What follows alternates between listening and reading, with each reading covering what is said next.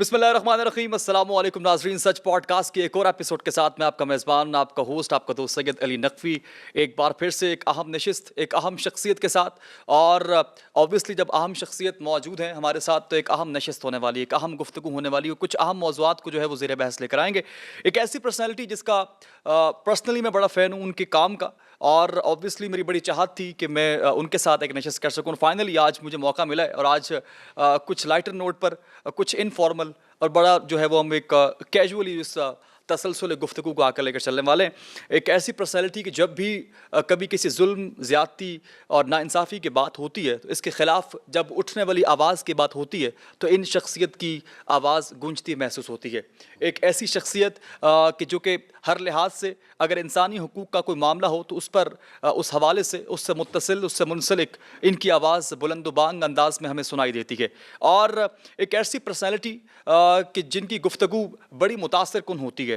اور میرے خیال سے بہت کم ہی ایسا ہوتا ہے کہ کوئی لیڈر، کوئی رہنما، کوئی سیاستدان، کوئی سینیٹر جب کہیں بولے تو اس کی آواز میں اتنی تاثیر ہو کہ عوام سننے پر مجبور ہو جائے، اور پھر صرف وہ بات وربلی نہ ہو بلکہ پریکٹیکلی بھی پروف ہو رہی ہو. مطلب آپ ان کو میدان میں بھی عملی طور پر متحرک پاتے ہیں، دیکھتے ہیں، محسوس کرتے ہیں. اور غزہ کے معاملے پر، فلسطین کے معاملے پر بہت زیادہ متحرک رکھے. اور اس کے علاوہ بھی انسانی حقوق کے تمام تر معاملات میں ہم نے ان کو سب سے زیادہ سر فہرست دیکھا ہے. بہت کم ہی ایسا ہوا ہے کہ تاریخ پاکستان میں ایسا سیاستدان ہمیں دیکھنے کو ملے، اور اس وقت موجودہ دور میں ان کی موجودگی بڑی اہمیت کی حامل ہے. کچھ جانیں گے ان کی زندگی کے بارے میں. اور چونکہ اس سے قبل بہت زیادہ قید و بند کی صحبتیں بھی برداشت کر چکے ہیں، بہت زیادہ کٹھن مراحل سے بھی گزر چکے ہیں، الحمدللہ صحت و سلامتی کے ساتھ اس وقت موجود ہیں اور ابھی بھی مشن کو جاری رکھنے کا عزم رکھتے ہیں. جانیں گے کہ آخر ان کے حوصلے پست کیوں نہیں ہوئے، ایسی کیا وجہ ہے جو کہ انہیں ابھی تک انٹرنلی اسپرچولی موٹیویٹ کرتی آ رہی ہے. میرے ساتھ موجود ہیں chairman Pakistan rights movement PRM کے چیئرمین، سابق رہنما جماعت اسلامی، جناب سینیٹر مشتاق احمد صاحب. السلام علیکم ورحمۃ اللہ وبرکاتہ. سر کیسے ہیں آپ؟ خیریت سے ہیں؟ کیسے مزاج ہیں آپ کے؟ جزاک اللہ خیر. الحمدللہ. Really honour for me to have you in this episode. اور میری بڑی خواہش تھی کہ آپ کے ساتھ ایک نشست لازمی ہو، اور فائنلی وہ موقع ملا. 2002 میں سفر کا آغاز کیا، غالباً آپ نے سیاست میں قدم رکھا. ایک طلبہ، جماعت اسلامی کے طلبہ ونگ کے آپ صدر منتخب ہوئے. کیا سوچ تھی، کیا فکر تھی؟ بچپن ہی سے ایک پالیٹکس کی طرف کافی رجحان تھا، یا پھر اتفاقاً ہو گیا، یا پھر کسی کے کہنے پر کیا؟ بہت شکریہ. میں سید علی نقوی صاحب آپ کا سچ پوڈ کاسٹ کا بہت مشکور ہوں، اور جن اچھے خیالات کا آپ نے میرے بارے میں اظہار کیا ہے اس پہ بہت شکریہ ادا کرتا ہوں. اللہ کریں جو آپ کا احساس ہے میں ایسا ہی بن سکوں. دیکھیں میں نو ڈاؤٹ، بس اللہ سے دعا ہے. میں وہ اکثر لوگوں سے کہتا ہوں کہ وہ پرویز مشرف کہا کرتا تھا کہ مجھے خود علم نہیں کہ مجھے کس نے دھکا دیا، تو مجھے بھی علم نہیں کہ میں سیاست میں کیسے آ گیا. ہاں ان کی ایک اسٹیٹمنٹ تھی کہ میں نے سنی، مجھے یاد آ رہی کہ مجھے دھکے سے کس نے آگے کر دیا میں نہیں جانتا. میں اصل میں مجھے فزکس سے شوق ہے، اور فزکس میرا رومانس تھا.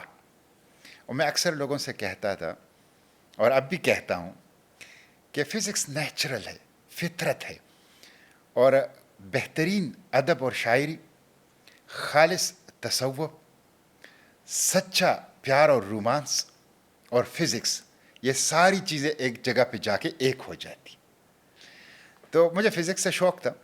لیکن میں فرسٹ ایئر ابھی میٹرک میں تھا کہ مجھے مولانا مودودی رحمہ اللہ کی لٹریچر سے میں متعارف ہو گیا. چھوٹا سا گاؤں ہے، میں آپ کو بتائی جو سرکاری پرائمری اسکول ہے اس میں بھی نہیں پڑھا ہوں. ضیاء الحق نے مسجد مکتب اسکول کے نام سے اسکول شروع کیے تھے، جو مسجدوں میں ہوتے تھے، اور جس میں مسجد کا جو پیش امام ہوتا تھا وہ بھی ٹیچر ہوتا تھا. تو ہمارے 7-8 گھرانوں پہ مشتمل چھوٹا سا ایک گاؤں تھا. تو اس کے جو مسجد تھی اس کو بھی مسجد مکتب اسکول بنایا. تو اسی میں نے اس مسجد کے اسکول میں نے چوتھی کلاس تک تعلیم حاصل کی. پھر 5ویں تک پرائمری میں گیا، پھر 10ویں میں نے پاس کی. اچھا اسٹوڈنٹ تھا. میٹرک کے آنر بورڈ پہ ابھی میرا نام ہے، میں نے میٹرک میں اپنے اسکول کو ٹاپ کیا تھا. صحیح. پھر کالج میں آ گیا. کرکٹ سے بھی میرا شوق تھا، اسکول کے کرکٹ ٹیم میں بھی تھا، کالج کے کرکٹ ٹیم میں بھی تھا. ایک اچھا آل راؤنڈر تھا، ہیٹر تھا، اور ایگریسو. وہ جو ہے وہ بیٹنگ بھی کرتا تھا اور فاسٹ بالنگ بھی کرتا تھا. اچھا اس کے بعد جب میں اور اسی لیگیسی کو آپ نے اپنے شعلہ بیان جو ہے اس چیز میں ڈھال دیا اس کو. وہ میرے خیال میں کہ میری پوری زندگی میں دو چیزیں ہیں, ایگریشن اور مزاحمت. یہ دو چیزیں مجھے لگتا ہے کہ اللہ تعالیٰ نے ودیت کی ہے, یہ میری خمیر کے اندر شاید شامل ہے, یا میرے جینز کے اندر, ڈی این اے کے اندر ایگریشن اور مزاحمت یہ شامل ہے. تو بہرحال وہ میں مولانا مودودی رحمہ اللہ کے لٹریچر سے وابستہ ہوا, پھر اسلامی جمعیت طلبہ میں آ گیا اور پڑھاکو تھا. تو میٹرک کرنے کے بعد کالج میں آنے سے پہلے میں 3 جلدیں قرآن پاک کی جو تفہیم القرآن ہے وہ کافی ضخیم ہے, 6 جلدوں پر مشتمل, تقریباً کوئی 5000 صفحات ہیں, تو وہ میں پڑھ چکا تھا. اور پھر اسلامی جمعیت طلبہ میں گاؤں کے ایک کارکن سے اور ایک گاؤں کے ناظم سے لے کر سینٹرل پریزیڈنٹ ناظم اعلیٰ اسلامی جمعیت طلبہ فروری 2000 میں فروری 2002 تک 2 سال رہا. پھر جو آپ بتا رہے ہیں کہ میں پالیٹکس میں آیا تو فروری 2002 کے بعد جب میں اسلامی جمعیت طلبہ سے فارغ ہو گیا تو گاؤں کی زندگی تھی, پیدل اسکول جاتے تھے, 5-5 کلومیٹر پیدل جانا پیدل آنا, اپنے ساتھ صبح پراٹھا اور انڈا جو ہیں وہ بنا کے ہماری امی بستے میں رکھ کے وہ لے جانا, اور پھر اس کو بریک کے اندر اس کو کھانا, چھولوں کے ساتھ کبھی کھانا. تو اسی طرح مطلب یہ ہے کہ پھر یہ جو گرمیوں کے دن ہیں تو گاؤں کے نہر میں چپکے سے والد صاحب سے نہانا, پھر اسی طرح زندگی مطلب کٹھن مراحل میں سہولیات کی غیر موجودگی میں بھی آپ نے تسلسل تعلیم کو جاری رکھا ہے اور اس کا سلسلہ ابھی تک جاری ہے ساری. میں ٹوٹلی ٹاٹین ہوں, ٹاٹ اسکولوں سے پڑھا. پہلی مرتبہ ڈیسک کے اوپر ہم 8ویں کلاس میں بیٹھے ہیں, پہلی مرتبہ کلاس روم میں ہم کرسی کے اوپر 8ویں کلاس میں بیٹھے ہیں, اور 8ویں کلاس تک یعنی 7ویں تک ہم ٹاٹ میں بیٹھے رہے ہیں. تو میں مطلب اوریجنل ٹاٹین ہوں, ٹاٹ اسکولوں سے پڑھا ہوا. اور پھر گورنمنٹ ڈگری کالج ثوابی سے میں نے بی ایس سی کیا ڈبل میتھس اور فزکس میں, اور پھر ماسٹر فزکس کے اندر. تو یہ میں بالکل ایک متوسط طبقے سے گاؤں دیہاتی پس منظر رکھنے والا ایک انسان ہوں, اور لٹریچر مطالعہ, اور پھر یہ ہے کہ جس چیز کے اوپر میری یکسوئی ہو جائے پھر دنیا کی کوئی طاقت مجھے اس سے روک نہیں سکتی. پھر میں ادھر ادھر نہیں دیکھتا, بالکل جس کو کہتے ہیں نا رائٹ آن ٹارگیٹ, اس کو اور اس کی طرف پیش رہا. اور اس کی سب سے بڑی مثال اسلامی جمعیت طلبہ. پھر آپ جماعت اسلامی میں جب میں آیا تو آپ دیکھیں کہ جماعت اسلامی کی رکنیت سے لے کر میں جماعت اسلامی کی صوبائی امارت اور سینٹرل ایگزیکٹو, مرکزی شورا, سینٹ آف پاکستان, اور پھر as a organisational leader, as a parliamentary leader آپ دیکھیں کہ میں نے کس طرح پرفارم کیا. تو اس کی وجہ یہ ہے کہ جو میں کوئی بھی کام کرتا ہوں جس طرح اسلام کی تعلیم ہے احسن انداز سے کرنا, ایکسلنس کے ساتھ کرنا, نو ڈاؤٹ, جس کو پنجابی میں کہتے ہیں ڈم ٹپاؤ انداز سے, ہیسٹ میں, ہے پھیزڑا انداز سے, اور اس طرح نہیں کرنا. اس کو جو بھی آپ کام کریں اس کو بالکل احسن انداز سے, اس کا حق ادا کریں. 2018 سے 2024 تک آپ سینیٹر رہے. اور اچھا ویسے ایک سوال ہے سر مشتاق صاحب, جماعت اسلامی ہی کا انتخاب کیوں کیا؟ اس ٹائم اور پارٹیز بھی تو تھیں, اس کی وجہ کیا مذہبی ٹچ تھا آپ کا؟ چونکہ رجحان بھی آئی گیس کہ کافی زیادہ مذہب کی طرف رہا ہے, کیا یہ وجہ تھی, یا پھر وہاں پر اس علاقے میں اس کی زیادہ مرکزیت تھی؟ دیکھیں میں فطری طور پر جب میں ابھی اسلامی جمعیت طلبہ سے وابستہ نہیں ہوا تھا, یعنی میٹرک سے بھی پہلے, ہمارے گھر میں کبھی کبھی پرانا اخبار آ جاتا تھا, یا اخبار جہاں کبھی کبھی پرانا آ جاتا تھا, یا ہمارے والد صاحب کبھی کبھی اردو ڈائجسٹ یا سسپینس اور جاسوسی ڈائجسٹ, سوشل میڈیا نہیں تھا تو وہ آ جاتے. ایگزیکٹلی. تو وہ میں سمجھتا ہوں کہ بچپن سے ہی اسلام کی محبت اور اللہ کے پیغمبر صلی اللہ علیہ وسلم سے عشق اور محبت وہ تھی, اور وہ ابھی تک ہے الحمدللہ. اور وہی میرا جس کو کہتے ہیں نا رومانس ہے, وہی میری خواب ہے, وہی میری تمنا ہے, وہی میری آرزو ہے. وہ جو اقبال نے کہا ہے کہ در دل مسلم مقام مصطفیٰ است, آبروئے ما زنام مصطفیٰ است. مصطفیٰ کا مقام جو ہے مسلمان کے دل میں ہے, exactly. اور ہماری آبرو ان کے نام نامی سے ہے. بالکل. اور پھر اقبال نے کہا کہ در شبستانی خرا خلوت گزید, قوم و آئین و حکومت آفرید. وہ ہیرا میں رہے, ہیرا کے شبستان میں, تاریخ غار میں, اور وہاں سے جب اتر کر آئے تو 3 چیزیں لے کر آئے, قوم, امت مسلمہ, آئین قرآن و حکومت، a global world Islamic order. اور پھر اقبال نے بہت خوبصورت بات کہی کہ اس کلیدی دین دری دنیا کو شاد ہم او بطنی امی گیتی نزاد، کہ انہوں نے دین کی چابی سے دنیا کا دروازہ کھولا، نفس کی چابی سے نہیں، شیطان کی چابی سے نہیں، درست. دین کی چابی سے، الہی ہدایت سے دنیا کا دروازہ کھولا، اور ان جیسا ماؤں نے نہیں جنا. تو یہ محبت اور یہ عشق یہ بالکل پہلے سے تھی. اسلامی جمعیت طلبہ سے مولانا مودودی رحمہ اللہ سے وابستہ ہوا تو یہ زیادہ اور زیادہ اس کی مطلب بنیادیں مضبوط ہو گئی. اور پھر جماعت میں بھی اسی وجہ سے آیا. اسلامی نظام، اسلامی انقلاب، اسلام کا غلبہ، رسول اللہ کے دین کو ریاست، حکومت، مملکت کے تخت کے اوپر بٹھانا، یہ ایک خواب تھا اور یہ خواب ہے. اور اسی کے لیے میں جماعت اسلامی میں آیا تھا، اور میں سمجھتا ہوں اسی کے لیے میں نے پاکستان رائٹس موومنٹ بنائی ہے. اور غزہ کا سفر، عافیہ کے لیے جدوجہد، کشمیر کے لیے جدوجہد، مظلوموں کے لیے جدوجہد، یہ میں نے اپنے پیغمبر صلی اللہ علیہ وسلم کی سیرت مبارکہ سے سیکھا ہے. اور میں آپ کو بتاؤں، اللہ کے پیغمبر صلی اللہ علیہ وسلم نے نبوت سے پہلے ایک معاہدہ کیا تھا. تاریخ نگار اس کو کہتے ہیں حلف الفضول، جی ہاں، صاحب فضیلت لوگوں کا ایک معاہدہ. ایگزیکٹلی.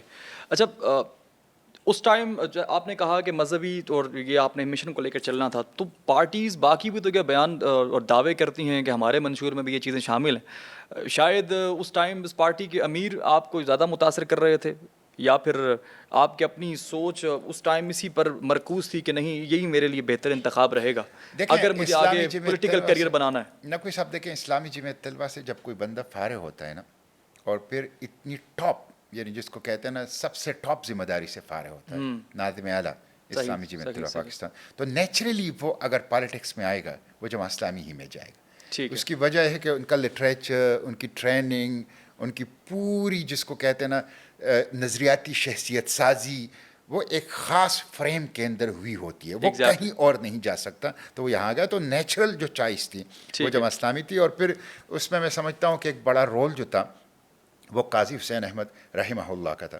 میں جب اسلامی جمعیت طلبہ سے فارغ ہو گیا تو میں جا رہا تھا یورپ پی ایچ ڈی کے لیے فزکس میں، اس لیے کہ اسلامی جمعیت طلبہ اسٹوڈنٹ پالیٹکس کی وجہ سے میں پڑھ نہیں سکا تھا پراپر طریقے سے، تو میں پڑھنا چاہتا تھا. اور فزکس میں نے جس طرح پہلے سے آپ سے کہا کہ وہ میرا رومانس تھا، ابھی بھی اس سے مجھے محبت ہے. حالانکہ فزکس بڑا وہ میری ناکام محبت ہے، وہ میری ناکام عشق ہے. اچھا، تو وہ جو ہے وہ میں جانا چاہ رہا تھا. فزکس مشکل لوگوں کو لگتا ہے، لیکن میرے لیے فزکس ایسا ہے جیسے ناول پڑھنا، جیسے آپ ادب کو پڑھ رہے ہوتے ہیں. یہ ایک ایکسٹرا آرڈنری اسٹوڈنٹ کی ایک واضح دلیل ہے. نہیں، یہ میں سمجھتا ہوں کہ اللہ تعالیٰ نے میرے مائنڈ کا جو فریم ہے نا وہ فزکس کے مطابق سیٹ کر دیا ہے.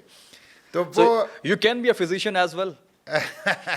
تو وہ جو ہے وہ فزسٹ، وہ میں جو ہے وہ جانا چاہتا تھا یورپ اور امریکہ. لیکن قاضی صاحب نے مجھے فون کیا اور مجھے کہا کہ آپ میرے ساتھ 1 سال رہیں اور پھر ہم آپ کو بھیج دیں گے. 1 سال ان کے ساتھ میں special assistant as a private secretary رہا.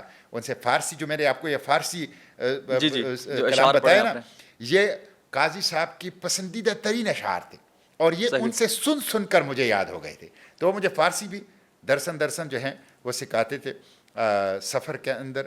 اور 1 سال جب پورا ہو گیا اس کے بعد انہوں نے مجھے کہا کہ اب تو آپ نہیں جا سکتے، اس لیے کہ خیبر پختونخوا میں MMA کی حکومت آ گئی ہے اور وہاں ہمیں ضرورت ہے. تو فزکس رہ گیا اور سیاست میں آگے بڑھے. ٹھیک ہے.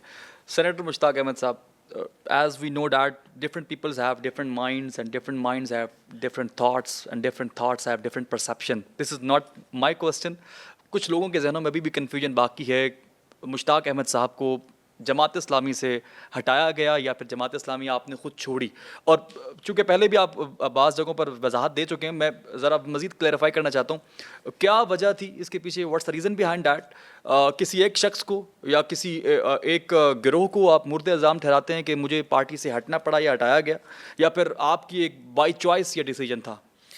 دیکھیں، میں بائی چوائس جماعت اسلامی میں آیا تھا. ٹھیک ہے. اور میں والنٹیئر تھا. صحیح. میں نے جماعت اسلامی کے اندر، یا اسلامی تحریک کو آپ پورا کر لیں، 89 سے لے کر 2026 اکتوبر تک میں نے تقریباً 37 سال گزارے. 37 سال. اور یہ 37 سال ایز اے والنٹیئر دن رات میں نے اس کو دیے. بالکل. میں نے کوئی مراحت نہیں لی، کوئی تنخواہ نہیں لی. ایون جماعت کے اندر رہتے ہوئے میں نے اتنی مالیاتی احتیاط برتی کہ میں نے کوئی کاروبار نہیں کیا، پراپرٹی کا، ریئل اسٹیٹ کا، اسکول نہیں بنایا، کالج نہیں بنایا، اسپتال نہیں بنایا، این جی او نہیں بنایا، ناتھنگ. ایون یہ کہ جب میں سینٹ میں آیا تو سینٹ کا جو تنخواہ تھی اور اعزازیہ تھا اور مراعات تھے اور پرکس اینڈ پریویلیجز تھے، اس کے اوپر میں نے جماعت کے ایک ذمہ دار عالم دین سے فتویٰ لیا کہ میں کتنا استعمال کر سکتا ہوں، کتنا جماعت کو دے، تحریکی کاموں میں لگا سکتا ہوں. تو اس کے مطابق میں نے کیش بھی ملینز آف روپیز، سینٹ کی تنخواہ و مراعات سے کیش ملینز آف روپیز، جس کی میں نے رسید بھی حاصل کی، وہ جماعت کو بیت المال میں جمع کرائی. اور ملینز آف روپیز میں نے جماعت کے کاموں میں خود اپنے ہاتھوں سے خرچ کیے. اور ایک حصہ میں نے اپنے، چونکہ میں 24 آورز یہ کام کرتا تھا اپنے بچوں کے لیے اور اپنے گھر کے، تو میں نے بہت ہی مالیاتی ٹرانسپیرنسی کے ساتھ اور احتیاط کے ساتھ جماعت کے اندر، تو وہ میرا چوائس تھا. جب میں نے چھوڑا تو یہ بھی میرا چوائس ہے اور اس چوائس کا بھی احترام کرنا چاہیے. چھوڑا کیوں؟ لوگوں کے رویے بھی تھے، اور سچی بات یہ ہے کہ اصولی اختلاف کے اوپر اگر ایک کنڈوسیو انوائرمنٹ ہو ڈیبیٹ کی، ڈسکشن کی، تو رہا جا سکتا ہے اصولی اختلاف کے ساتھ. لیکن یہ رویے ہوتے ہیں انسانوں کے جو کہ آپ کا دل جو ہے وہ ایسا کر دیتے ہیں کہ آپ کے لیے وہاں رہنا مشکل ہوتا ہے. تو ایک تو وہ بھی تھے، وہ تھے، لیکن اس کے ساتھ ساتھ اس میں قیادت بھی شامل تھی.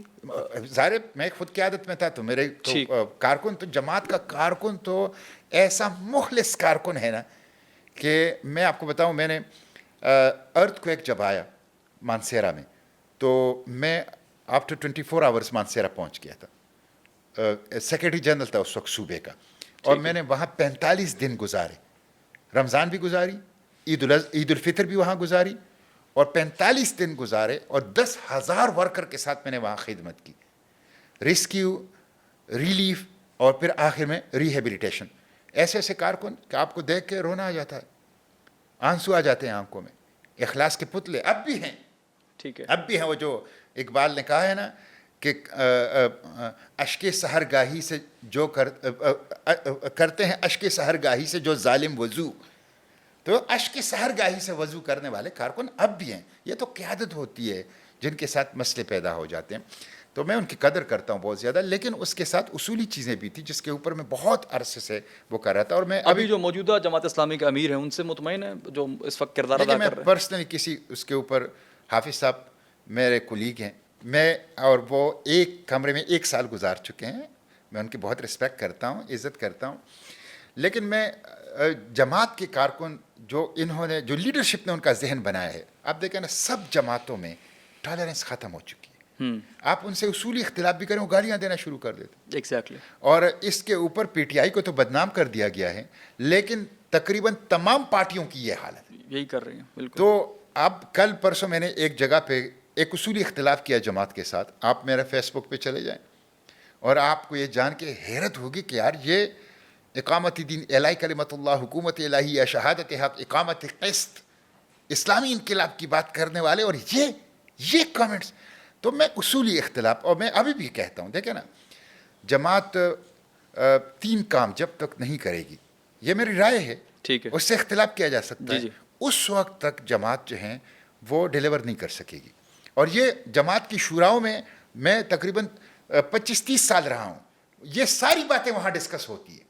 جماعت کی عاملہ ایگزیکٹو کونسل میں، مجلسوں میں ڈسکس ہوتی ہے. لیکن اگر میں آپ کے ساتھ ڈسکس کروں تو وہ جرم عظیم بن جاتا ہے، اور جماعت کے کارکن جو ہیں وہ ڈنڈا لے کے میرے پیچھے لگ جاتے ہیں. وہ 3 میرے کام پیچھے کون کیا سے؟ لگ جاتے ہیں؟ میں تو مولانا مودودی رحمہ اللہ کے اس قول کے مطابق، جو گالی سن کر مسکرانے کا فن نہ جانتا ہو وہ دائی نہیں بن سکتا. میں تو گالی سن کر مسکرانے کے فن میں ماہر ہو چکا ہوں، اور ان لوگوں نے مجھے ماہر کر دیا ہے. حالانکہ باقی سیاسی جماعتیں میری بڑی رسپیکٹ کرتی ہیں، ان کا کارکن بڑا رسپیکٹ کرتا ہے، اس لیے کہ میں نے ہمیشہ سے کسی کی ذات کو نشانہ نہیں بنایا. ایگزیکٹلی. میں نے کبھی اس طرح کیا. ابھی بھی میں کہتا ہوں کہ 3 کام ایسے ہیں، ٹھیک ہے، کہ جماعت کو، نمبر 1، جماعت کی جو بنیادی فلسفی ہے، مقصد و نصب ہے، وہ مقصد و نصب ان کو اب پاکستان کے جو جغرافیائی حدود ہیں اور کانسٹیٹیوشن ہے اس کے اندر، کہ 1973 کے دستور کے اوپر جب جماعت نے دستخط کیے، نہ صرف دستخط کیے بلکہ جماعت کا اس میں ایک بڑا رول ہے. بالکل. اس میں حاکمیت اعلیٰ اللہ تعالیٰ کی ہے، اس میں سپریم لا قرآن و سنت ہیں, اس میں قرآن و سنت سے ماورا کوئی قانون سازی نہ بننے کا اعلان ہے, اس میں قانون سازی سے قبل council of Islamic ideology CII ہے, اس میں قانون سازی کے دوران دستور کے فریم ہے کہ اسلام سے باہر کوئی قانون نہیں بن سکتا, اور اس میں قانون سازی کے بعد فیڈرل شریعت کوڈ FSC ہے کہ جو آپ اگر کوئی بن بھی جائے تو آپ فیڈرل شریعت کورٹ میں چیلنج کر سکتے ہیں. اور میں نے یہ تینوں کام جب سینٹ میں تھا کہ مثلا ٹرانسجینڈر ایکٹ کے اوپر میں نے CII سے بھی اس کو کرا دیا کہ یہ دستور اور اسلامی شریعت کے خلاف ہے. میں نے پارلیمنٹ کو بھی اور دستور کے فریم کو بھی اس کے خلاف استعمال کیا اور اس میں امینڈمنٹ تجویز کر دی, اس کے مقابلے میں بل تجویز کر دیا, اور میں نے فیڈرل شریعت کورٹ میں بھی اس کو چیلنج کیا اور حکومت سے جیت گیا, کیس جیت گیا. تو یہ ہونے کے بعد جو ہے اب جماعت اسلامی کو یہ کہنا چاہیے کہ ہم پاکستان میں دستور نافذ کرنا چاہتے ہیں, ٹھیک ہے, کانسٹیٹیوشن آف پاکستان, اس میں اسلام بھی ہے, اس میں شریعت بھی ہے, اس میں جمہوریت بھی ہے, اس میں انڈیپینڈنٹ جوڈیشری بھی ہے, اس میں ساورن پارلیمنٹ بھی ہے, اس میں فنڈامنٹل رائٹس بھی ہے, اور اس میں فری اینڈ ایکسپیریشیس جسٹس بھی ہے. تو یہ ایک چیز تو یہ کریں. دوسرا یہ کریں کہ اپنے آرگنائزیشنل اسٹرکچر کو چینج کریں. اس میں لیٹرل انٹری نہیں ہو سکتا. آپ بھی جائیں گے نا ابھی جماعت میں تو آپ ایک عام سپورٹر بنیں گے اور وہاں جو یونٹ ہے اس کو رپورٹ کریں گے, اور پھر کچھ لٹریچر پڑھیں گے, کچھ کتابیں پڑھیں گے تو ایک درجہ آگے بڑھیں گے, پھر کچھ اور کتابیں پڑھیں گے, پھر ایک اور درجہ بڑھیں, پھر کچھ اور کتابیں پڑھیں گے اور ٹریننگ سے گزریں, ایک اور درجہ آگے بڑھیں گے, اور اس کے ساتھ آپ رپورٹس دیں گے, اور اس کے ساتھ آپ سیٹسفیکٹری ایک جس کو کہتے ہیں نا سرٹیفکیٹ سیٹسفیکشن کہ یہ ہاں کنسرن جو اتھارٹی ہے وہ سیٹسفائی ہے اس سے, اس کے بعد جا کے آپ رکن بنیں گے, اور پھر اس کے بعد آپ کو ووٹ کا حق ملے گا جماعت کے اندر. لائک شارٹ کٹ اس کو پروموشن نہیں یہ ہوگی. کیڈر پارٹی ہے, ٹھیک ہے, یہ کیڈر پارٹی ہے, اس میں خاص کیڈر کو فیصلہ سازی کا رائے کا جو ہے وہ حق ملتا ہے. اس میں لیٹرل انٹری نہیں ہے, اس میں عام شہری کو جس کو اونرشپ نہیں ہے. تو یہ چیز چینج کر لے. اس کے یہ احیائی تحریک ہے, یہ بہت بڑی بات ہے, احیائی تحریک ہے, بہت بڑا کام کر رہی ہے, اسی لیے احیائی تحریک ہی اس کو رہنے دیا جائے, پولیٹیکل پارٹی ہے نہیں ہے. اور تیسری چیز پولیٹیکل اسٹریٹجی, ان کی پولیٹیکل اسٹریٹجی کی سمجھ نہیں آ رہی, وہ کیا چاہتے ہیں. جب آپ ایک جمہوری اسٹرگل کرتے ہیں تو آپ کو لائن کی ایک طرف رہنا ہوگا اور طویل عرصے تک رہنا ہوگا. یا آپ حکومت میں کھل کر حکومت میں رہیں, یا آپ اپوزیشن میں کھل کر اپوزیشن میں رہیں. تو یہ پولیٹیکل اسٹریٹجی جو ہے یہ ہمیشہ سے ایک جماعت کی ایک ڈائلما رہی ہے, ایک ایمبیگوٹی رہی ہے, ایک کنفیوژن رہا ہے, جو ہمیشہ سے ان کے لیڈرشپ کے رینکس میں بھی, ورکرز میں بھی, اور اس کی وجہ سے پبلک بھی ان کے بارے میں کنفیوز ہوتی ہے کہ وہ کہاں سٹینڈ کرتے ہیں, ان کی پوزیشن کیا ہے, وہ اپنی پوزیشن کو متعین نہیں کر پاتے. So we can say democracy is totally about hypocrisy. No, ضروری تو نہیں ہے, یہ تو بندے کے اوپر, ہر پہلو سے یہ بندے کے. اور میں آپ کو بتاؤں ہیپوکریسی کے اوپر اب عوام بڑے باشعور ہیں. جی ہاں, عوام کو پتہ ہے کہ کون ہوائی فائر کر رہا ہے, کون لپ سروسز کر رہا ہے, کون زبانی جمع خرچ کر رہا ہے, اور کون گراس روٹس کون ہے. عمل کردار ادا کر رہا ہے. اچھا سر, ان ون سینٹینس اسٹیٹمنٹ دیجیے گا. ابھی کچھ لوگوں کا یہ بھی کہنا ہے, یہ بھی سوچ ڈیولپ ہو رہی ہے, جو لوگ پہلے بہت زیادہ PTI کے سپورٹرز تھے, اب وہ بھی یہ کہہ رہے ہیں کہ جو اس وقت موجودہ PTI کی جو گورنمنٹ باہر ہے جیل سے, وہ قیدی نمبر 804 کے جو ٹرو جو نظریہ تھا اس کو صحیح طریقے سے فالو اپ نہیں کر پا رہے. درست ہے؟ دیکھیں, میں یہ کہتا ہوں CMKP سے عمران خان جو ہیں وہ مزاحمت کا استعارہ ہے, وہ ریزسٹنس کی علامت ہے. جہاں تک ان کے لیڈرشپ کا ہے, سوال تو اٹھتا ہے نا کہ ایک پارٹی جو اتنی مضبوط اوورسیز ونگ رکھتا ہے, ایک پارٹی جو اتنا مضبوط سوشل میڈیا ونگ رکھتا ہے, ایک پارٹی جو سب سے بڑی ورکر بیس رکھتا ہے, جو 2/3 اکثریت وہ لے چکی ہے, جس کے ابھی بھی سینکڑوں پارلیمنٹیرینز سینٹ میں, قومی اسمبلی میں, صوبائی اسمبلیوں کے اندر بیٹھی ہے, تو ان کا لیڈر کیوں جیل میں ہے, اور وہ 3 سال سے کیوں جیل میں ہے, ایگزیکٹلی, وہ رہا کیوں نہیں ہو رہا. یہ سوال تو بہرحال لیڈرشپ سے بنتا ہے, خواہ تنظیمی لیڈرشپ ہے, خواہ آرگنائزیشنل لیڈرشپ ہے. لیکن جہاں تک عمران خان کے تعلق ہے اور یا PTI کے ورکر کا تعلق ہے, ایکسلنٹ ورکر ہے PTI کا, جنونی ہے, ایکسٹراڈینری ہے. اور یہ جو PTI کا ورکر ہے جو اپنی نظریے سے محبت, اپنی لیڈر سے محبت کرتا ہے, جو جیلوں میں جانے کے لیے تیار ہیں, جو قربانی دینے کے لیے تیار ہے, یہ پاکستان کی جمہوریت کا اثاثہ ہے, جمہوریت کا اثاثہ ہے. درست. 1000 سے زائد تقریباً دن ہو چکے ہیں ان کی قید کو, اور موجودہ گورنمنٹ मौजूदा नुमाइंदगान जो पीटीआई के हैं वो फिर भी कुछ नहीं कर पा रहे, ये अपने अंदर एक तशवीशनाक क्वेश्चन है। वेल पीआरएम इस वक्त पार्टी आपकी जो है वो काफ़ी मुतहरिक है। अपकमिंग इलेक्शंस में हम तसव्वुर कर सकते हैं कि पीआरएम बाकायदा तौर पर एक इनफरादी तौर पर आप खुद जो है वो इलेक्शन का हिस्सा बनेंगे, शामिल होंगे इस दौड़ में? देखें, पाकिस्तान राइट्स मूवमेंट और पीआरएम पहला जलसा कब करने जा रही है? हाँ, बतौर पार्टी जी, पाकिस्तान राइट्स मूवमेंट जो है पीआरएम, ये 3R के साथ, राइट्स, रेजिस्टेंस, रिफॉर्म। आपको पता है गुज़िश्ता साल पाकिस्तान ने 117 आईपीपीस को कितनी पेमेंट की है? 3200 अरब रुपए। 3200 अरब रुपए। आपको पता है इस साल आईपीपीस के लिए कितने रखे गए हैं? 1800 अरब रुपए। यहां आईपीपीस माफिया, यहां चीनी माफिया। आपको पता है पेट्रोल में पाकिस्तान ने अपने बजट का खसारा कैसे कम किया? एक्सपोर्ट से कम नहीं किया, इंडस्ट्री से कम नहीं किया, कारोबार से कम नहीं किया, पेट्रोलियम लेवी से अपना बजट खसारा कम किया है। 192 रुपए पर लीटर डीजल पे। ये इस वक्त रिफाइनरीज जो हैं, तेल साफ करने वाले कारखाने, वो कमा रहे हैं गरीब आवाम से। 150 रुपए तक हुकूमत आवाम के जेबों के ऊपर इस वक्त पेट्रोलियम मसनूआत से वो डाका डाल रही है। तो माफियाज हैं, हुकूमत खुद एक माफिया बन चुकी है और हुकूमत तमाम माफिया की सरपरस्ती कर रही है। और वो तमाम माफिया खुद हुकूमत के अंदर वो बैठे हुए हैं। वो आईपीपीस माफिया, वो इलेक्ट्रिक माफिया, वो चीनी माफिया, वो आटा माफिया, वो पेट्रोलियम माफिया, वो फार्मा माफिया, वो सारे के सारे वहां इस्तेहसाल है। पाकिस्तान चंद हजार लोगों के कब्जे में है और उनके आपस में कार्टेल किया है, एक कार्टेलाइजेशन की है, एक कार्टेल बनाया है और बाकी 25 करोड़ अवाम गुलाम हैं। ये ऐसा जुल्म का निज़ाम है कि आप देखें नस्ला टावर को गिराया जाता है जिसमें 45 गरीब लोग, लेकिन 1 कॉन्स्टिट्यूशनल एवेन्यू पे बिल्डिंग खड़ी है, उसे कोई हाथ नहीं लगा सकता। आप देख लें, मुनाल के हक में फैसला आता है कि उसकी रिकंस्ट्रक्शन की इजाजत दी जाए, लेकिन हजारों घर सेतपुर में और बरी इमाम में, जो कि इस्लामाबाद के क़याम से नहीं, पाकिस्तान के क़याम से पहले मौजूद थे। सेतपुर तो एक मुगल हुक्मरान ने अपनी बेटी को जहेज में दिया था। ये तो सैकड़ों सालों का मौजूद एक गांव है। आपने उसके भी घर गिरा दिए, आपने बरी इमाम के भी सैकड़ों और हजारों लोगों को बेघर कर दिया। उसकी इजाजत कोई अदालत नहीं। यह है जुल्म का निज़ाम। यहां फ्लो ऑफ वेल्थ पुअर से रिचिस की तरफ है, गरीबों से मालदारों की तरफ है, मालदारों की तरफ है। पाकिस्तान को इस्लामी जमहूरिया पाकिस्तान के बजाय अशराफिया जमहूरिया पाकिस्तान बनाया गया है। 1% रिपब्लिक है। अब आप देखें गरीब लोगों का क्या हाल है। पाकिस्तान में हर 1000 बच्चों हर 1000 बच्चे जो हैं, हर 22 बच्चों में से एक बच्चा वो पैदाइश के बाद चंद दिनों के बाद फौत हो जाता है। हर 22 में से एक। आपको बताएं, जापान में और दीगर ममालिक में 1000 पर 1, यहां 22 पर 1। आपको बताएं, बच्चे स्टंटिंग और वेस्टेड बच्चे हैं। यहां पे उम्र बढ़ जाती है और कद नहीं बढ़ता, उम्र बढ़ जाती है, नशोनुमा नहीं बढ़ता।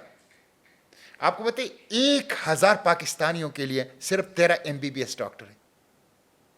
1300 पाकिस्तानियों के लिए सिर्फ 1 MBBS डॉक्टर है और 1000 पाकिस्तानियों के लिए सिर्फ 6 बेड है अस्पताल में। यह हमारी सेहत। 62% लोग गंदा पानी पी रहे हैं।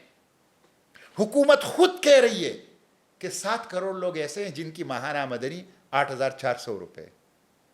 7 करोड़, 13 करोड़ लोग बिलो द पॉवर्टी लाइन हैं, गुर्बत के लकीर से नीचे, यानी एक वक्त की रोटी उनको मिलती है। 50 लाख लोग भीख मांग कर पाकिस्तान में गुजारा कर रहे हैं, भीख मांग कर, गदागरी करके। और दूसरी तरफ आप देख लें अशराफिया, ये बेरहम, ये सफाक, ये संगदिल अशराफिया कि जो मैं कहता हूं कि जिन्होंने आपस में इत्तेहाद कर लिया है, वो इस मुल्क को इसको खा रहे हैं।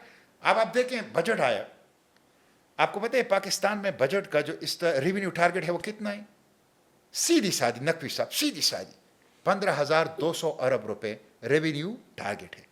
अब सादा अल्फाज में 15,200 अरब रुपए आमदन है, और इस आमदन में पता है जो इनडायरेक्ट टैक्सेशन है वो ज़्यादा है और डायरेक्ट टैक्सेशन कम है।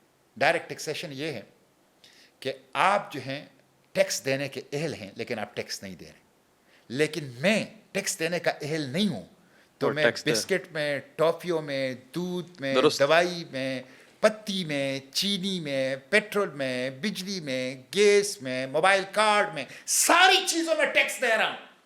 तो इनडायरेक्ट टैक्सेशन ज़्यादा है, ठीक है। डायरेक्ट टैक्सेशन नहीं है। अच्छा, ठीक है सर। इसमें आप देखिए 15,200 अरब रुपए आपकी आमदन है। आपको बताइए इसमें 8,000 अरब रुपए IMF ले जाता है, दुरुस्त। 4,000 अरब रुपए आपका डिफेंस बजट है उसका पेंशन हो जाता है, 1,100 अरब रुपए आपके ले जाते हैं सिविल गवर्नमेंट के अखराजात। तो आपके पास बचता क्या है? इसीलिए तो ह्यूमन डेवलपमेंट इंडेक्स पाकिस्तान का सबसे नीचे है। 2.5 करोड़ बच्चे, 2,60,00,000 बच्चे स्कूलों से बाहर है। कुर्रे अर्ज पर सबसे ज्यादा स्कूलों से बाहर बच्चे हमारे यहाँ हैं। हम 80 साल में ये नहीं कर सकते, ये जुल्म का है। तो इस जुल्म के निज़ाम के खात्मे के लिए पाकिस्तान राइट्स मूवमेंट बनी है, इस्लाम का पाकिस्तान, रसूलुल्लाह की उम्मत की उम्मीदों का मरकज पाकिस्तान, एग्जैक्टली। जहां इंसाफ हो, जहां तालीम हो, जहां रोजगार हो, जहां जान माल इज्जत और आबरू का तहफ्फुज हो, दहशतगर्दी काबू में नहीं आ रही। ठीक है मुश्ताक साहब, चूँकि दामन वक्त में गुंजाइश इंतहाई कम है और दामन गुफ्तगू को समेटना भी है मलहूज़े खातिर रखते हुए वक्त के नज़ाकत को, और बहुत सारी चीज़ें मैंने आपसे डिस्कस अभी करनी है। अच्छा मुश्ताक साहब, मौजूदा गवर्नमेंट चूँकि इत्तेहादी है, पीपल्स पार्टी और नून लीग सभी जानते हैं, और अपोजिशन का किरदार पे हमने हल्की सी गुफ्तगू कर ली। कहीं कोई गुंजाइश मौजूद है, कहीं इस तरह के इम्कानात हैं कि PRM आगे चलकर किसी पार्टी के साथ इल्हाक कर सकती है, इत्तेहाद कर सकती है, या फिर इंडिविजुअली अपनी राहों पर गामजन रहेगी? देखें, पाकिस्तान राइट्स मूवमेंट जो है 10 जनवरी को बनी है, 10 जनवरी 2026 को। सही। और आपने कहा नकवी साहब कि पहला जलसा कब करेंगे, तो 10 जनवरी 2027 को पहला जलसा करेंगे, 1 साल बाद इंशाअल्लाह, और भरपूर तैयारियां उसकी अभी से जारी हैं। और सही। हम इंशाअल्लाह पाकिस्तान में पहला जलसा ठीक 10 है। जनवरी 2027 को मुल्क की सतह पे इंशाअल्लाह हम करेंगे। किसी पार्टी से इल्हाक का कोई चांस है? दूसरा यह है कि हम पाकिस्तान तहरीक तहफ़्फ़ुज़ आईनी पाकिस्तान का हिस्सा है, जो अपोजिशन अलायंस है तहरीक तहफ़्फ़ुज़ आईनी पाकिस्तान, हम उसका हिस्सा हैं। अगर तहरीक तहफ़्फ़ुज़ आईनी पाकिस्तान एक इलेक्टोरल अलायंस बनती है तो हम भी उनके साथ रहेंगे, और अगर वो इलेक्टोरल अलायंस नहीं बनती तो आमीरियत का रास्ता रोकने के लिए और हकीकी जमहूरियत के लिए जो मौजूदा अपोजिशन जिसका हम सेटअप हैं, उनके साथ जो हैं सीट एडजस्टमेंट और अलायंस के इम्कानात बिल्कुल हैं। ठीक है, इंशाल्लाह हम उम्मीद दुआ तवक्को करते हैं कि PRM आगे चलकर जिस मंशूर पर आपने तस्करा किया है उस पर कारबंद रहे, और उम्मीद यकीन भी है कि आप जब तक मौजूद हैं तो ये सिलसिला आगे इसी समत में गामजन रहेगा। अच्छा मुश्ताक साहब, अभी हालिया तौर पर मौजूदा मुल्क की सियासत में काफ़ी हलचल हमें दिख रही है। जो मौजूदा गवर्नमेंट का इत्तेहाद है उसको भी कहीं ना कहीं ऐसा फील होता है कि कहीं टूट सकता है। बिलावल भुट्टो का रिसेंटली बयान ख्वाजा आसिफ के हवाले से कि इन्हें लात मार के निकाल देना चाहिए। खैर, इसके अलावा मौलाना फजल रहमान की स्टेटमेंट जो उन्होंने दी है, जिस पर काफ़ी हुकूमत की जानिब से भी, इस्टेब्लिशमेंट की जानिब से भी वाज़ेह तौर पर कहा जा रहा है कि माफ़ी मांगें। आप क्या समझते हैं उनकी दी गई स्टेटमेंट वाकई ही काबिल मज़म्मत है, वाकई ही उस पर उन्हें माफ़ी मांग लेनी चाहिए या फिर कायम रहना चाहिए? देखें, इस वक्त पीपल्स पार्टी और मुस्लिम लीग दोनों हुकूमत में है। सदर पीपल्स पार्टी का है, वज़ीर आज़म मुस्लिम लीग का है, वज़ीर आला पंजाब मुस्लिम लीग का है, गवर्नर पीपल्स पार्टी का है, खैबर पुख्तनख्वा का गवर्नर पीपल्स पार्टी का है, बलूचिस्तान का गवर्नर वज़ीर आला पीपल्स पार्टी का है, सिंध का बलूचिस्तान का वज़ीर आला पीपल्स पार्टी का है, सिंध का वज़ीर आला पीपल्स पार्टी का है, स्पीकर कौमी असम्बली मुस्लिम लीग का है, चेयरमैन सेनेट पीपल्स पार्टी का है। दोनों बराबर के शरीक हैं, 50-50 हैं। आवाम का, तालीम का, सेहत का, मुल्क की तरक्की का, मईशत को बेहतर करने का सिरे से पार्लियामेंट का ये मौजू ही नहीं रहा है। तो इसलिए मैं समझता हूँ कि जहाँ तक मौलाना फजल रहमान साहब के बयान का ताल्लुक है, मैं آپ کے سامنے یہ کہتا ہوں اور کھل کر کہتا ہوں، مولانا نے جو بات کی ہے، مولانا فضل الرحمان صاحب نے، جس میں قصور کے اندر انہوں نے جلسہ کیا اور قصور کے جلسے میں جو قصوروار ہیں ان کی نشاندہی کی، وہ 100% میرے دل کی آواز ہے، اور میں مولانا فضل الرحمان صاحب کی مکمل تائید کرتا ہوں، اور میں ان کی اس سٹیٹمنٹ کے اوپر ان کے ساتھ ہوں، اور میں سمجھتا ہوں انہوں نے ایک حقیقی ڈیموکریٹ ہونے کا ثبوت دیا ہے۔ اور جو لوگ ان کے خلاف بیان بازی کریں، آپ دیکھیں نا، شہداء تو میرے دل کے ٹکڑے ہیں۔ سب سے زیادہ شہداء آپ کو پتہ ہے دہشت گردی کے خلاف جنگ کون سی پارٹیوں نے دی ہیں؟ ایک عوامی نیشنل پارٹی نے دی ہے، اور دوسرا مولانا فضل الرحمان کی پارٹی جمعیت علماء اسلام نے دی ہے۔ شہداء کی، دہشت گردی کے خلاف جنگ کی شہداء کی کوئی توہین کر سکتا ہے؟ وہ تو سب دل کے ٹکڑے ہیں۔ لیکن اس کی آڑ لے کر جمہوریت پر شب خون مارنا، عوام کے حق حکمرانی پر ڈاکہ مارنا، مینڈیٹ چوری کرنا، اس کی اجازت نہیں دی جا سکتی۔ اور یہی وہ بات ہے جو مولانا فضل الرحمان صاحب نے کہی ہے، اس لیے میں ان کی اس بات کی مکمل تائید کرتا ہوں۔ لائن ڈرا کی گئی ہے، ایک طرف آمریت ہے، لائن کے ایک طرف، لکیر کے ایک طرف، اور لکیر کے دوسری طرف جو ہے جمہوریت ہے۔ مولانا فضل الرحمان صاحب ماضی میں جہاں بھی تھے، مستقبل میں جہاں بھی ہوں گے، مجھے اس کا علم نہیں ہے، لیکن اس وقت لمحے موجود میں وہ لکیر کے اس طرف ہیں جو جمہوریت کا کیمپ ہے، اور میں اس وقت جمہوریت کے کیمپ میں مولانا فضل الرحمان صاحب کے ساتھ۔ مطلب ان سے جو مطالبہ کیا جا رہا ہے کہ اپنے دیے گئے بیان پر معافی مانگیں، وہ غلط ہے، نہیں معافی مانگنی چاہیے انہیں بالکل according to you۔ معافی نہیں مانگنی چاہیے۔ یہی وہ اصل جو جس کو کہتے ہیں نا کہ روٹ کاز ہے، ٹھیک ہے، جو اصل جڑ ہے مسئلے کی، اس کی طرف مولانا فضل الرحمان صاحب نے اشارہ کیا ہے، اور وہ میں سمجھتا ہوں نہ صرف ان کی بلکہ تمام ڈیموکریٹک جو ورکر ہے پولیٹیکل، ان کی دلوں کی آواز ہے۔ سینیٹر مشتاق احمد صاحب، ایک سوال، میں ابھی آپ کی ساری گفتگو جو میں نے سنی ہے میں بڑا متاثر ہوا ہوں، آخر وہ وجہ باطن کیا ہے کہ سینیٹر مشتاق احمد صاحب کو ذرا بھی ڈر نہیں لگتا اس طرح کھل کر بولنے سے؟ کچھ اب تو اس وقت میڈیا اتنا کنٹرولڈ ہے کہ کوئی شخص میڈیا پر کھل کر یوں بیان دیتا ہی نہیں، بڑا سوچ سمجھ کر اتار چڑھاؤ دیکھتے ہوئے تمام تر چیزوں کو اس سے محتاط رہتے ہوئے گفتگو کر رہا ہوتا ہے، لیکن آپ جس طریقے سے بے باک انداز میں گفتگو کرتے ہیں، what's the reason behind that? وجہ باطن کیا ہے، اور کیا ایسا ہے کہ کہیں بیک اینڈ سپورٹ موجود ہے؟ کیونکہ لوگوں کے ذہن میں ایک گمان آتا ہے کہ اگر کوئی شخص اتنا سر عام کھلے عام بول رہا ہے تو شاید کوئی ہوگا پیچھے کھڑا ہوا، ایک عام تاثر ہے۔ کیا یہ ایسا تاثر حقیقت پر مبنی کچھ ایگزسٹ کرتا ہے یا پھر ایک انٹرنلی اسپرچول پاور ہے؟ دیکھیں، ایک تو نقوی صاحب کوئی اسپریچول پاور میرے ساتھ نہیں، میں گنہگار انسان ہوں، بہت خطا کار انسان ہوں۔ عقیدے ایمان کی بات کر رہا ہوں میں۔ البتہ جو آپ نے کہا کہ آپ کے پیچھے کوئی طاقت ہے، میرے پیچھے بہت بڑی طاقت ہے، اور وہ ہے اللہ کی۔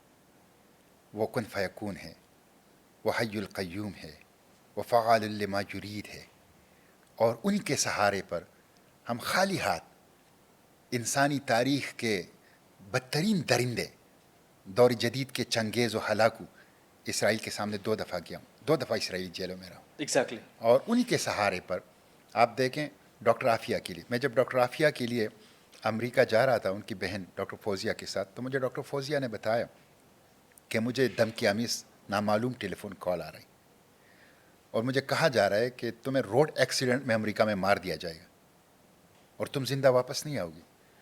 میں نے کہا میں آپ کے ساتھ جا رہا ہوں، آپ مریں گی، شہید ہوں گی تو میں آپ کے ساتھ ہوں گا، لیکن ہم جائیں گے مظلوم عافیہ کے لیے، مظلوم عافیہ کے لیے جائیں گے۔ اور ہم دونوں گئے، اور امریکہ کے FMC federal medical center Carswell Texas میں، وہ جیل نہیں ہے، وہ جہنم کا گڑھا ہے، وہ بدترین ٹارچر سیل ہے جس میں وہ قوم کی بیٹی، ڈاکٹر آف دا نیشن، حافظ قرآن، مظلومہ بے گناہ ڈاکٹر عافیہ جو ہیں وہ قید ہیں، اور 23 سال سے قید ہیں۔ تو میں اگر وہاں گیا ہوں اور ان خطرات کے باوجود، پھر آپ بارکان جیل، جب میں نے بارکان جیل کا ایشو، ایک صوبائی وزیر، ابھی بھی صوبائی وزیر ہے، وہ سینٹ کے اندر اٹھایا تو خوف کے مارے پن ڈراپ سائلنٹ تھا سین۔ ایک تو یہ ہے کہ اپنے رب کے اوپر مجھے ایمان ہے اور یقین ہے، ہوں میں گنہگار، ہوں میں خطا کار، اور دوسرا یہ کہ میں اللہ نے مجھے ودیت کی ہے مزاحمت، میں ظلم کو برداشت نہیں کر سکتا، مظلوم کی حالت کو برداشت نہیں کر سکتا. میں دیکھ رہا ہوں کہ کہیں پہ استحصال ہو رہا ہے, اس استحصال کو برداشت نہیں کر. میں دیکھ رہا ہوں کہ کہیں پہ ڈاکہ ڈالا جا رہا ہے, جھوٹ بولا جا رہا ہے, اس کو میں برداشت نہیں کر سکتا, اس کے خلاف بولتا ہوں. تو میں سمجھتا ہوں یہ جذبہ ہے. Resistance is completely tagged with this precious name of Mushtaq Ahmed Saab. And who was the best politician? And اگر ہم پولیٹیکل قیادت کی بات کریں تو سب سے بہترین دور کس کا سمجھتے ہیں؟ دیکھیں, میں جن مولانا مودودی رحمہ اللہ تو میرے مینٹور ہیں, وہ تو میرے مرشد ہیں, ٹھیک ہے, ان سے تو میں نے سیکھا ہے, ان سے تو میں نے پڑھا ہے, وہ تو میرے استاد ہیں. لیکن جن لوگوں سے میں متاثر ہوں, یعنی جن کا امپیکٹ ہے میری اس پہ, قائد اعظم, میں نے جن کو ان کا پڑھا ہے, وہ تو خیر بانی بات, ان کا تو کمپیریزن ہی نہیں بنتا. کمپیریزن ہی نہیں بنتا. مطلب یہ کہ جس طریقے سے انہوں نے قانون اور آئین کے دائرے میں رہتے ہوئے جنگ لڑی ہے, اور جس طرح وہ اصولوں کی پاسداری کرتے تھے, ایکسٹراڈینری, ایک extreme polished season ideal politician. Exactly. اچھا, پھر آپ دیکھیں, پھر آپ ریزسٹنس کے حوالے سے اور پبلک ٹچ کے حوالے سے مجھے باچا خان بہت پسند ہے. آپ کو یہ جان کے حیرت ہوگی, مطلب میں لوگوں سے کہتا ہوں, بات بڑھ جاتی ہے کہ مجھے بیک وقت اورنگزیب بھی پسند ہے اور خوشحال خان خٹک بھی پسند ہے, اور دونوں ایک دوسرے کے دشمن ہیں. میں کہتا کہ اگر میں اورنگزیب اور خوشحال خان خٹک کے زمانے میں ہوتا, میں ان دونوں کی صلح کرا دیتا, اس لیے کہ میں ان دونوں کو بہت پسند کرتا ہوں. تو مجھے باچا خان بھی بہت پسند ہے. ان کی جو کتاب ہے زما جوند اور جدوجہد, وہ ایک ریئل پولیٹیکل ورکر تھے جو پبلک کے سطح کوئی پہ ایک رہتے. نام اگر لینا ہو تو ایک نام نہیں ہو سکتا. میں آپ دیکھیں, میں نیلسن منڈیلا کا جو کتاب ہے الانگ واک ٹو فریڈم, وہ میری پرماننٹ میری کتاب, وہ کتاب میری میز کے اوپر پڑی ہوتی ہے. اور میں روبن آئیلینڈ جو کیپ ٹاؤن کے اندر ہیں, سمندر میں جزیرہ, جہاں وہ 30 سال گزارے, اس کمرے میں بھی گیا ہوں. تو کوئی ایک نام نہیں, سب سے میں نے سیکھا ہے اور سب سے میں متاثر ہوں, جس میں قائد اعظم ہیں, مولانا مودودی رحمہ اللہ ہے, باچا خان ہیں, نیلسن منڈیلا ہے, ایون جو پبلک ایک پاپولیرٹی ہے اس میں بھٹو نے بھی کمال کیے ہیں. بھٹو دیکھیں نا, ہر بندے کے ہر بات سے آپ کو اتفاق نہیں ہو سکتا, آپ ہر بندے کے ہر بات سے اختلاف بھی نہیں کر سکتے. تو انسان خیر و شر کا مجموعہ ہے. ایگزیکٹلی. تو بھٹو کے اندر بھی بہت صلاحیتیں تھیں, بہت ایک جس کو کہتے ہیں نا. اسی طرح عمران خان ہے, جس طرح وہ اس وقت مزاحمت کر رہا ہے, جس وقت وہ اس وقت ڈٹا ہوا ہے, اور جس وقت وہ جس نڈر پن کا, جس جرت کا, جس بہادری کا, جس دلیری کا وہ مظاہرہ کر رہے ہیں, extraordinary, extraordinary. According to you, who will be the next prime minister of Pakistan? Imran Khan. آپ نے ایک اسٹیٹمنٹ دی تھی کہ ایک اس حوالے سے آپ باقاعدہ 1,00,000 کمیٹیاں بنانے والے ہیں پیلسٹائن کی آزادی کے حوالے سے. وہ کمیٹیز اب بن چکی ہیں اور ورکنگ کنڈیشن میں ہیں؟ یہ بہت اچھا سوال آپ نے کیا. دیکھیں, لوگ کہتے ہیں کہ آپ جماعت اسلامی میں تھے. جماعت اسلامی کے کارکن کہہ رہے ہیں, اور میں اچھے انداز سے ان کے لیے وضاحت کر رہا ہوں آپ کے سوال کی روشنی میں, کہ آپ کہہ رہے تھے کہ مجھے دھرنے کے لیے نہیں چھوڑا جا رہا, اور دھرنے میں واقعی جماعت نے مجھے اکیلے چھوڑ دیا تھا, اور آپ کو فلسطین کے لیے نہیں چھوڑا جا رہا. تو اب آپ کیوں نہیں؟ دیکھیں نا, میں نے جب جماعت سے استعفیٰ دیا, پہلی دفعہ جب میں غزہ جا رہا, میں سیسلی میں تھا, اور جماعت سے استعفیٰ دینے کے بعد میں پہلی مرتبہ گیا غزہ, اور پھر جماعت سے استعفیٰ دینے کے بعد دوسری دفعہ بارسلونا سے غزہ کی طرف گیا, اور انٹرنیشنل واٹر میں 1000 کلومیٹر سفر کرنے کے بعد ہمیں انٹرسیپٹ کیا گیا اسرائیلی کمانڈو نے. ٹھیک ہے, اور جماعت سے استعفیٰ دینے کے بعد میں راولا کوٹ گیا ہوں, اور ان کے ساتھ ایک دن اور ایک رات گزاری ہے.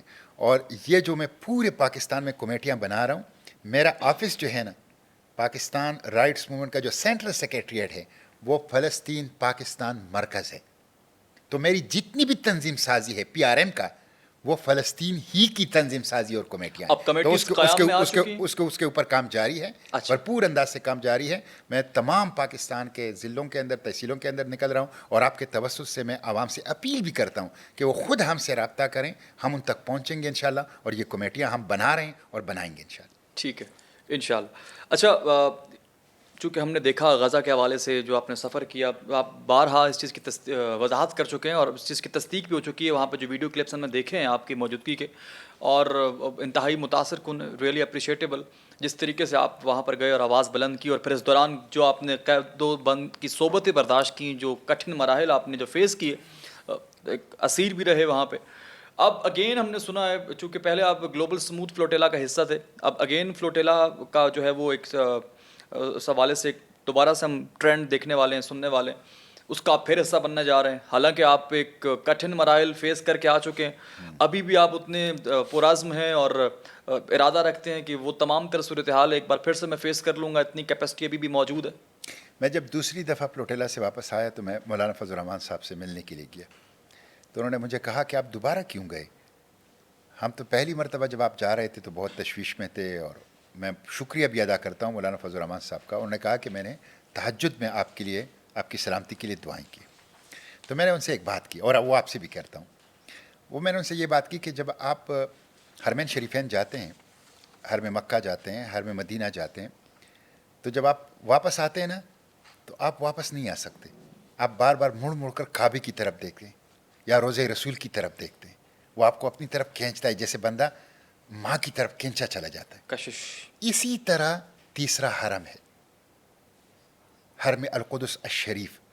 جب آپ ایک دفعہ جائیں گے نا, یہ بار بار آپ کو اپنی طرف کھینچے گا. تو میں 2 دفعہ گیا ہوں, اور تیسری دفعہ بھی کوئی فلوٹیلا جائے گا تو اگرچہ میرے ساتھی کہتے ہیں کہ اب آپ نہ جائیں, یہیں پاکستان میں کام کریں, اور میں بھی یہ چاہتا ہوں کہ پاکستان میں کام کروں, کر رہا ہوں. لیکن سچی بات یہ ہے کہ جب مجھے کسی قافلے کی خبر ملتی ہے کہ وہ حرم القدس کی طرف روانہ ہو چکا ہے تو مجھ سے صبر نہیں ہوتا, مجھ سے برداشت نہیں ہوتا, اور میں بھاگ کے اس میں شامل ہو جاتا ہوں. تو یہ, اور اتنا میں آپ سے کہوں کہ دیکھیں کافی وقت ہو گیا ہے, آپ کے پاس وقت بھی کم ہوگا.